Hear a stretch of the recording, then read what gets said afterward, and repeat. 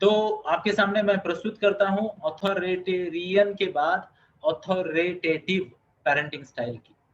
कौन सी है? Authoritative parenting style. अब आप सब लोगों को इसके बारे में पता है, फिर भी मैं स्पेसिफिक बताऊंगा क्योंकि आधे से ज्यादा लोगों ने कहा था मुझे सास रीमा लागू जैसी चाहिए। अब ध्यान से सुनना, आपके बच्चे के मन की बात मैं कर रहा हूं। मन की बात सुना है शब्द? मन की बात। तो बड़े बड़े लोग भी मन की बात करते हैं, तो मैं भी एक छोटा सा आदमी हूँ जो आपके बच्चे के मन की बात करना चाहता है। आपके बच्चे के मन की बात है कि उसके मम्मी पापा भी रीमा लागू जैसे हो, फरीदा जलाल जैसे हो। कुछ क्वालिटीज आपने लिखी और आप सब लोग एब्सोल्युटली सही हो, तो एक बार जोरदार ताली आप सबके लिए, एक बार जोरदार ताली आप सबके लिए। कंजूसी ना करे, खुद के लिए ताली बजाए भाई लोग, बहनों लोग, ताली तो बजाए। क्या बात है, अप्रिशिएट अप्रिशिएट, वाह, है ना? ताली ताली तो बनती है। अब मैं आपको ना थोड़ा सा साइंटिफिक के लिए ये जो है स्टाइल्स, इसका मैं डेटा प्रेजेंट करता हूँ। आई होप आपको ये पसंद आए। तो यहाँ पे क्या है, ये पेरेंटिंग स्टाइल के कुछ वर्ड्स है। पहला वर्ड है MKKH, फिर है रिस्पॉन्सिव, पावर विथ, ओके, फिर है high expectation, standard, rule, democratic, reciprocal.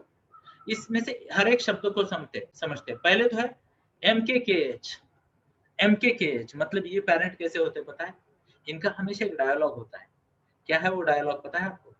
मुझे कुछ कहना है, मुझे कुछ कहना है। मतलब क्या है? ये वो पेरेंट होते हैं, ध्यान से सुनिए, मैं फार्मा इंडस्ट्री में था किसी जमाने में, ग्रेट लीडर भी इसी टाइप के होते थे हमारे, जो जिनको हम याद करते हैं अभी भी। ग्रेट लीडर भी इसी स्टाइल के होते हैं। काम के वक्त काम करेंगे, बात के वक्त बात करेंगे। अगर कुछ प्लस माइनस हो रहा है तो वो बोलेंगे मुझे कुछ कहना है आपसे। सही टाइम लेंगे, बाजू में लेंगे, समझा के बताएंगे, डिस्कस करेंगे, उनकी सुनेंगे, खुद भी सुनाएंगे, डिस्कस करेंगे। Are you getting my point?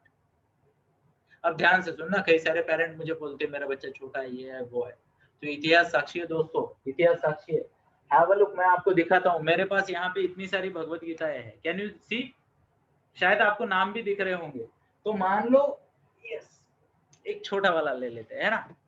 मैं दिन रात भगवत गीता पढ़ता हूँ, सुनाता हूँ, तो भगवत गीता में भी लिखा है दोस्तों, और भगवान की वाणी गलत नहीं हो सकती। तो महाभारत का एक रेफरेंस आपको शायद पता होगा कि अर्जुन के पुत्र अभिमन्यु माता के गर्भ में सीखे थे चक्रव्यूह को भेदना, है या ना?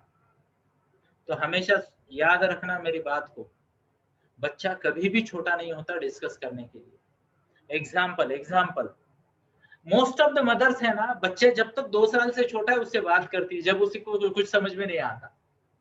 जितना सा छोटा सा बच्चा, इतना सा छोटा सा, even I will tell you, घर के बड़े बच्चे भी छोटे बच्चे के साथ प्यार करते हैं। अले ले, क्या हो गया तुझे, भूख लगी है बेटा, खेलने जाना है, बाहर जाना है, बोलते हैं ना। हम उसे पूछते हैं, वो हाँ ना कुछ नहीं बोलता, फिर भी हम उसके साथ डिस्कस करते हैं, अच्छा चल चाचा के साथ बाहर जाएंगे, करते हैं ना? Are you getting my point? फिर बच्चा थोड़ा थोड़ा बड़ा हो जाता है, हम एक्सपेक्टेशन के जाल में फंस जाते, समझ में नहीं आता सर कितनी बार बताऊं उसको।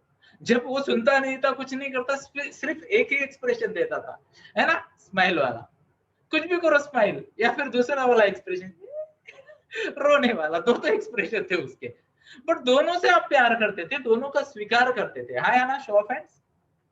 यस, दोनों का स्वीकार करते थे और डिस्कस करते थे बच्चे के साथ। Are you getting? वही सही तरीका है दोस्तों। एक माँ ना नेचुरली पहले 6-8 महीने में जो पेरेंटिंग करती है ना, वही सही तरीका है जीवन भर पेरेंटिंग करने का। बच्चा चाहे जो भी करे, स्वीकार करे और उसको प्यार से समझाए। हम मारते हैं कि छोटे बच्चे को, 6 महीने 8 महीने के बच्चे को नहीं मारते। हम क्या करते हैं, उसको समझाते हैं। चाहे वो रो रहा है तो हम रीजन ढूंढने का प्रयास करते हैं, हाँ या ना, शो ऑफ हैंड्स अगर एग्री करते हो। हम रीजन ढूंढने का प्रयास करते हैं और वो बच्चा ना, हमें समझ में आता है। हो सकता है उसका ना पेट में दर्द हो रहा होगा, है ना, थोड़ा बड़ा बच्चा हो रहा है तो हो सकता है उसके दांत आ रहे होंगे, हम ही गेस करते हैं, बट उसको रीजन ढूंढ के ठीक करते हैं। बच्चे को दोष नहीं देते, हम देते हैं क्या? अब मेरे को बताओ यार, 7 साल का 10 साल का बच्चा दूसरी तीसरी का, या 7वीं 8वीं का, या 15 साल का बच्चा 10 साल का, क्या वो सच में इतना बड़ा हो गया कि हम उसे बोले कि यार इसमें तो मैच्योरिटी नहीं? सोचने वाली बात है दोस्त, सोचने वाली बात। पेरेंटिंग जिम्मेदारी का दूसरा नाम है, पेरेंटिंग जिम्मेदारी लेने का दूसरा नाम है। तो ये स्टाइल यूज करिए। स्टाइल का नाम क्या है? मुझे कुछ कहना है। ध्यान से सुनिए, क्या क्या नाम है स्टाइल का? मुझे कुछ कहना है। अब ये स्टाइल में आप क्या करोगे? ध्यान से सुनिए, ये स्टाइल में क्या करोगे? अब यहाँ पे ये देखिए, कुछ शब्द है मैं पढ़ूंगा। रिस्पॉन्सिव है, पावर यूज करते हैं और एक्सपेक्टेशन भी हाई रखते हैं, है ना? Are you getting my point? मतलब बच्चे को अप्रोप्रिएट बात भी कर रहे हैं, उसके साथ डिस्कस भी कर रहे हैं, उसके सवालों को रिस्पॉन्स भी दे रहे हैं। Are you getting my point? अगर बच्चा कोई शंका उपस्थित करता है, कोई सवाल पूछता है, कुछ डाउट क्रिएट है उसके मन में, कुछ बिहेवियर इधर उधर हो रहा है, डिस्कशन हमेशा होता है। ध्यान से सुनिए, डिस्कशन हमेशा होता है, चाहे जितना भी छोटा बच्चा हो, चाहे उसे समझे ना समझे, आदत तो लग जाएगी डिस्कशन की, है ना? अब ध्यान से सुनिए, कोई कॉर्पोरेट मीटिंग नहीं करनी 2-4 घंटे की, बैठता है 2-3 मिनट में समझा देना है, मैटर को रफा दफा कर रहा है। Are you getting my point? 1 minute manager, है ना? बट बैठना पड़ेगा, उसके साथ डिस्कस करना पड़ेगा। अब यहाँ पे क्या है? रिस्पॉन्सिबिलिटी ले भी रहे, रिस्पॉन्स दे भी रहे, एक्सपेक्टेशन हाई है हमेशा। ध्यान से सुनिए, ये पेरेंट है ना, हाई एक्सपेक्टेशन रखते हैं, बट पावर के साथ, हाई एक्सपेक्टेशन के साथ जिम्मेदारी भी लेते हैं। मतलब क्या? मतलब क्या? ये ऐसा स्टेटमेंट यूज नहीं करेंगे, हमने बोला चुपचाप कर लो, ये बोलेंगे बेटा मामा हमेशा तुम्हारे भले की बात कर रही है। आया ना? क्या आपको लगता है? उसके साथ फिर से डिस्कस करेंगे, इससे क्या होगा, उससे क्या होगा, बताएंगे। एक्सपेक्टेशन हाई रखेंगे। एक्सपेक्टेशन इसलिए हाई नहीं रखेंगे कि पड़ोसी का बच्चा ज्यादा अच्छा कर रहा है। ध्यान से सुनना मेरी बात को दोस्तों। एक्सपेक्टेशन इसलिए हाई नहीं रखेंगे कि दुनिया में कंपटीशन बढ़ी है। एक्सपेक्टेशन इसलिए हाई रखेंगे कि वो जानते हैं उनका बच्चा भी स्मार्ट है, अच्छा कर सकता है। वो बच्चे को बताएंगे, बार बार बताएंगे। क्या बताएंगे पता है आपको? वो बच्चे को बार बार बताएंगे, बेटा ये तुझसे मैं एक्सपेक्ट करती हूँ, या तेरे मार्क्स बढ़ने चाहिए, अच्छा होना चाहिए, because you are capable, because you are capable. तो बच्चे को ये बार बार बताइए दोस्तों, प्लीज बताइए। मैं आपको ना एक क्या कहते हैं उसको, नाम क्या है इनका, किसी को याद आ रहा है तो बताइए, मोटिवेशनल स्पीकर जिन्होंने कहा था Sunny I don't know what. तो कोई अगर हमारी टीम वाला है तो वो बताए। ओके, हाँ, ब्रायन ट्रेसी। ब्रायन ट्रेसी ना पिछले जनरेशन के एक बहुत बड़े मोटिवेशनल स्पीकर थे। उन्होंने उनके बच्चे को जीनियस कैसे बनाया पता है? एक स्टेटमेंट से। बच्चा छोटा था, उसका बच्चे का नाम है सनी, ब्रायन ट्रेसी जी का, गूगल कर लीजिएगा आपको मिल जाएगा डेटा।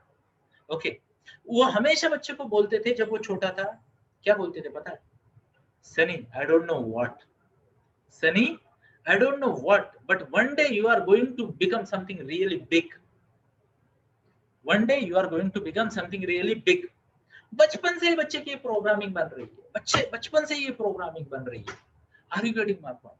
तो बच्चा बार बार सोचता है कि मेरा जन्म ही हुआ है कुछ बड़ा कार्य करने के लिए। ध्यान से सुनिए, आजकल के बच्चे को पूछते हैं क्यों पढ़ रहे हो, बोले मामा भेज रहे इसलिए। मार क्यों लेने, बोले मामा मांग रही है इसलिए, है ना? ब्रैकेट में पापा भी लगा लो, खुश होने की जरूरत नहीं है। माँ बाप दोनों का एक्सपेक्टेशन है। मम्मा को क्या कहते हैं, बोलते हैं ना किसी दूसरे के कंधे पे बंदूक रख के चलाते हैं, तो आजकल मम्मा के कंधे पे बंदूक, जिम्मेदारी तेरी है वाला। कितने लोगों ने एक्सपीरियंस किया है? टाइप करे आए, टाइप करे आए। ओके, तो आगे बढ़ते दोस्तों। तो ये जो है ना, बच्चे को बोलना चाहिए। और मैं आपको मेरे मेरे रियल लाइफ का एक्सपीरियंस बताऊं, केवल 3 साल पहले ना मैंने मेरी बेटी को ये कहना शुरू कर दिया, बेटा I don't know exactly what, but one day you are going to become something really big. अब ध्यान से सुनिए मेरी बात को दोस्तों, मैं आपके सामने एक पिक्चर प्रस्तुत कर रहा हूँ। ध्यान से सुनिए मेरी बात को। अभी पेरेंटिंग सिखाता हूँ तो मैंने खुद भी तो अच्छी पेरेंटिंग करनी चाहिए, हाँ या ना? तो ये टाइप का कम्युनिकेशन 3 साल से मैं मेरी बेटी को कर रहा हूँ। अब मैं आपको बता रहा हूँ, अगर कोई है तो मुझे नहीं पता, बट मेरी जानकारी के अनुसार इस विश्व की अब तक की यंगेस्ट गर्ल है मेरी बेटी, जिसने भगवत गीता पे पूरी 400 पन्नों की टिप्पणी लिखी है। अब मैं आपके सामने एक फोटो प्रेजेंट कर रहा हूँ। ये मेरी बेटी की बुक है जो 24 नवंबर को आपके सामने अवेलेबल हो जाएगी, जिसका नाम है माशी भगवत गीता राजेश्वरी। अभी ऑफकोर्स वो मराठी में लिखती है। मैंने उसे काफी बोला था कि बेटा हिंदी में लिखो ताकि ज्यादा लोगों तक पहुंच सको, बट वो बोले पापा मराठी मदर टंग है ना, तो उसने मराठी में लिखी है, तो उसका अनुवाद भी होगा। इमेजिन 14 साल 8 महीने की बच्ची ने भगवत गीता पे 400 पन्नों की टिप्पणी लिखी। मैं जस्ट गूगल करके देख रहा था, माउली, ज्ञानेश्वर माउली है ना, है बोलो, अब ध्यान से सुनिए, संस्कारों की बात है।